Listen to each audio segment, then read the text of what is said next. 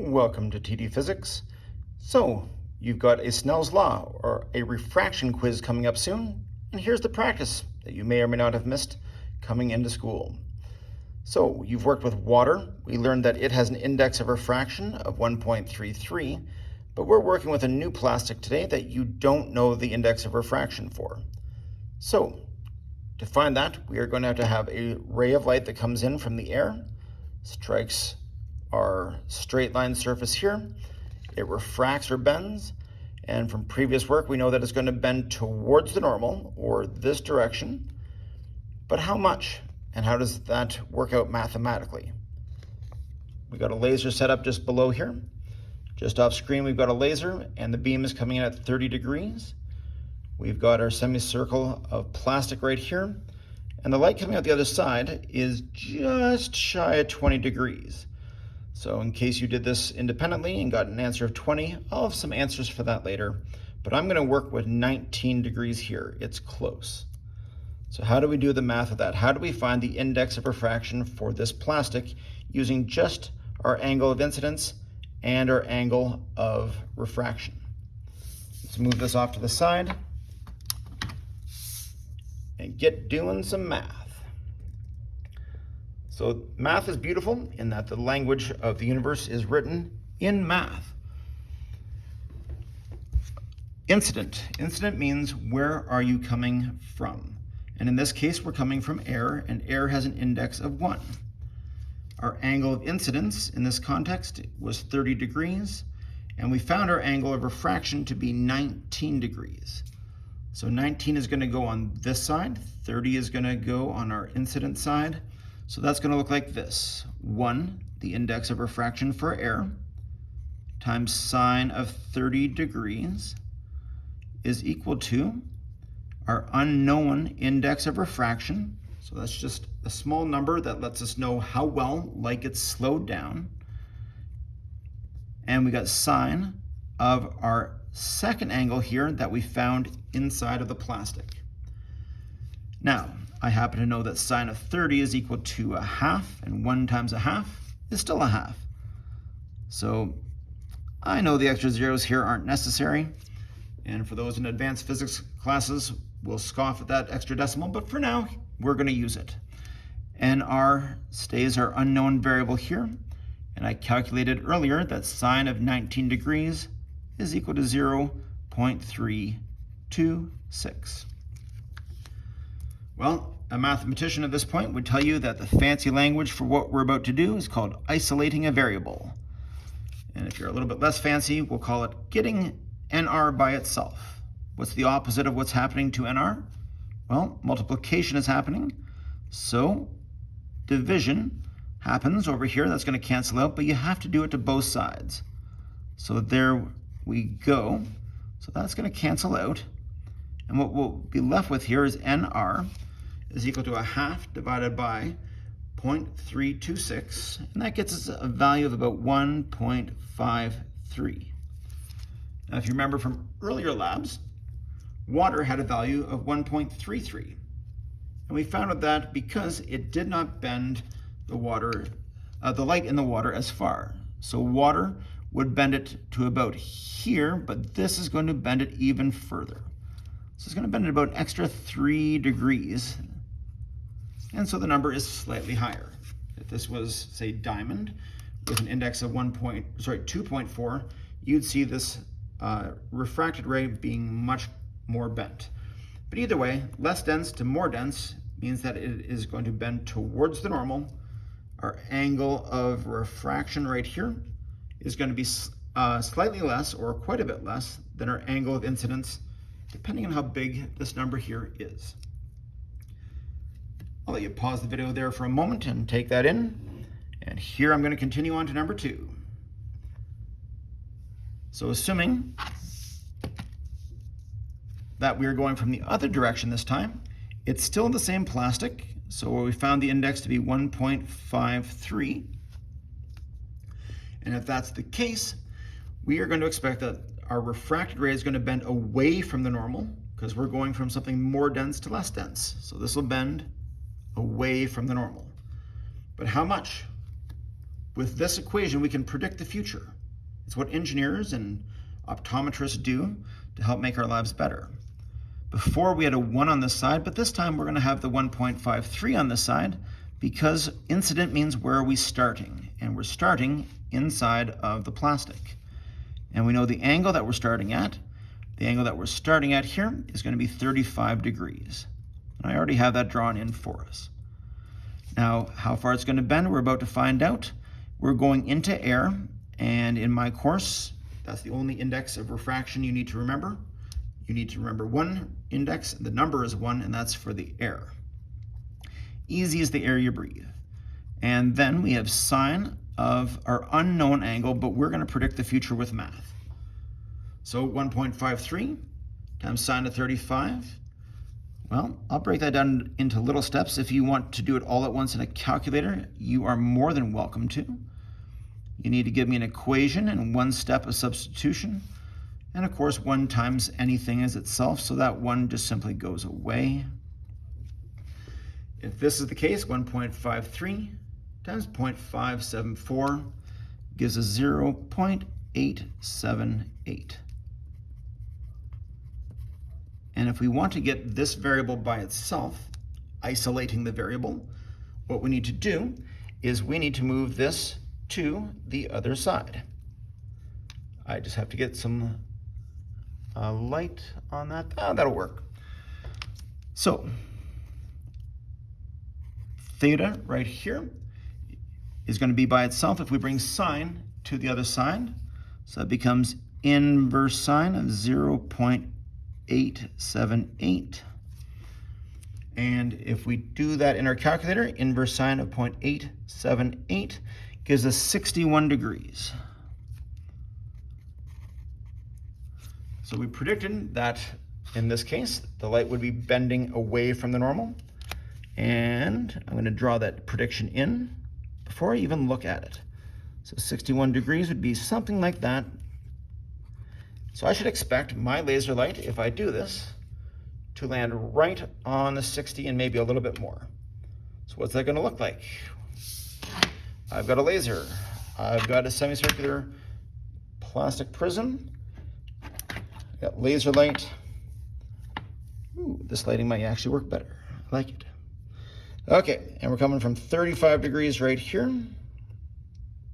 So we're coming at 35 degrees, and I predicted that if I came in at 35 degrees, it'd be slightly more than 60. And there it is. So slightly more than 60 degrees.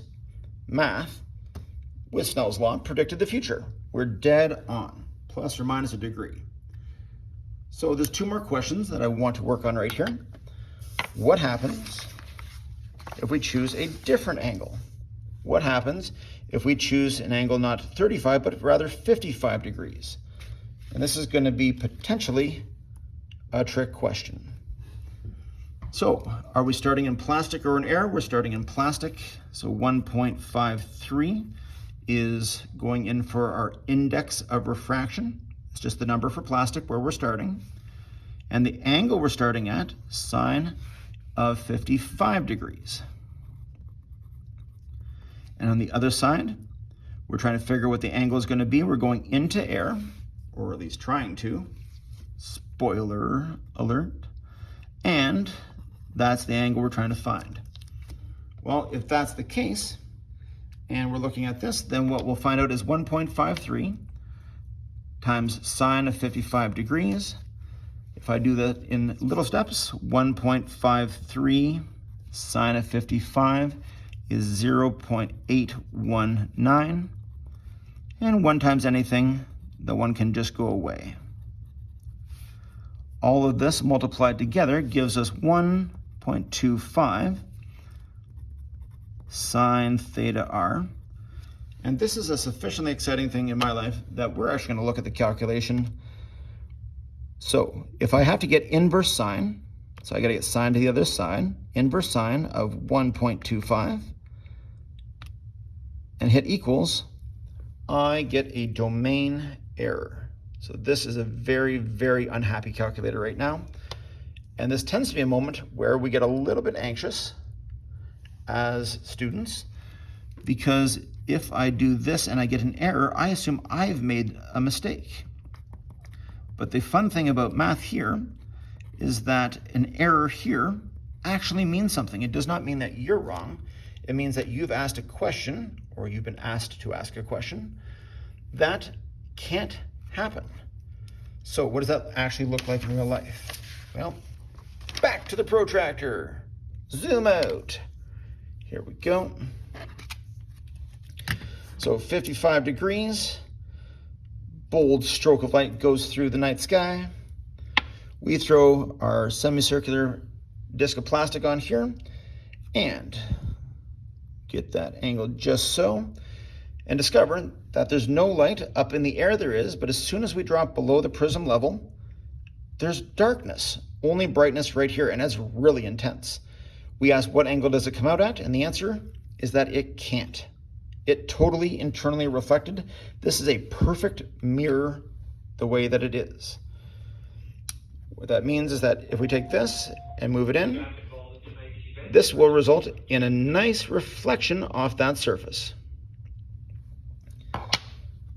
Final question. There's a special moment where light can't get out anymore. We call that the critical angle. And how do we find that? Remember, you have to give me an equation every single time. Ni sine theta I equals Nr sine theta R. Our index here, where we're starting, we're going to be starting here in the plastic, and we're going to try to get into the air. So it's still 1.53 on this side, and our angle in this case is unknown. So we're going to call that a special angle, critical angle.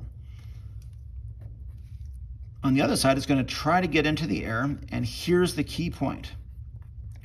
Critical angle is the angle over here inside the plastic that will result in our refracted ray coming all the way down until it just kisses the surface.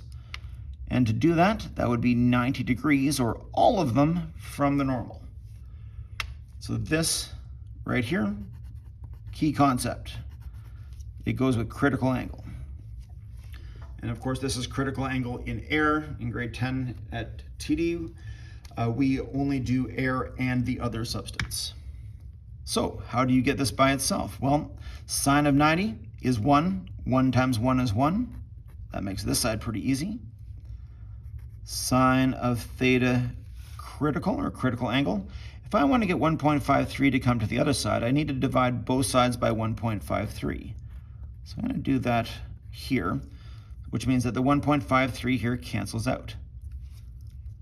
Sine of my critical angle, if I turn all of this into a decimal, I get 0.654. Bringing sine to the other side becomes critical angle is equal to inverse sine of 0.654.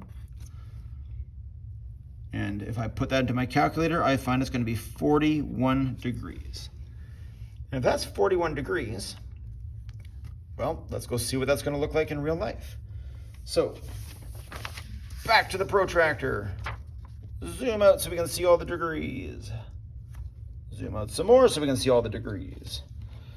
I'm going to throw my handy dandy semicircular prism of plastic right here. So, I said that 41 was the magic spot where this couldn't go on anymore. So does 30 get out? 30 gets out. It comes out over here.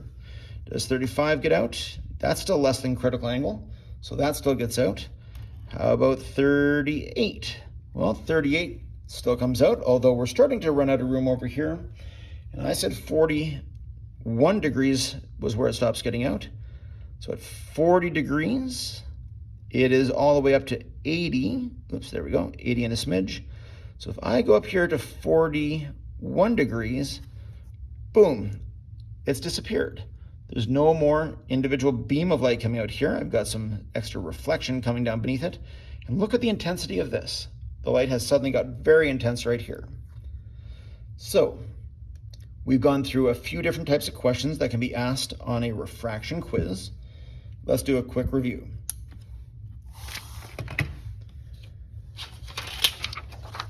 if, zooming in, we are looking at a refracted angle that is going to be less than our incident angle because it is bending towards normal, less dense to more dense. And if I'm looking for the index, I need to have at least air, and I need two other angles. And so we found that the index for this plastic was 1.53.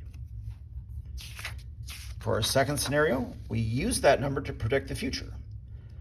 And we used 1.53 as the starting point because that's where our light started. Light bent away from the normal because whenever light travels from a more dense substance to a less dense substance, it bends away from the normal. So your angle of refraction here is greater. 61 is bigger than 35. And then we found a special scenario where we get total internal reflection. This angle was greater than our critical angle that we found down below. And so as a result, the light came off here and it reflected perfectly like a mirror and came out the other side. And finally, we asked, what is the critical angle? We found that at 41 degrees, the light could not get out anymore, and so it skimmed the surface and then it stopped getting out. And so that is a quick review for Snell's law for here at TD Physics. Thanks for reviewing. All the best on the quiz. Oh, and I lied. I said that if you had found 20 degrees, I'd give you the answers for that too. Almost forgot. There's the answer for 20 degrees. If you found 20 degrees, your index would be smaller. Hold that for a second. Pause if you need it. If you had 20 degrees and found the index to be 1.46, you would have found that the angle bent not quite as much as last time, only 57 degrees. And for scenario number 3, it still wouldn't get out because 55 degrees is bigger than that critical angle, which we can find down below. Finding the critical angle, if the index was 1.46, then we would find out that we would assume that our critical angle was actually 43 degrees in this case. So there you go. Same sort of solutions for slightly different numbers. You can use both to practice for the quiz. And this time I mean it. Thanks from TD Physics, signing off.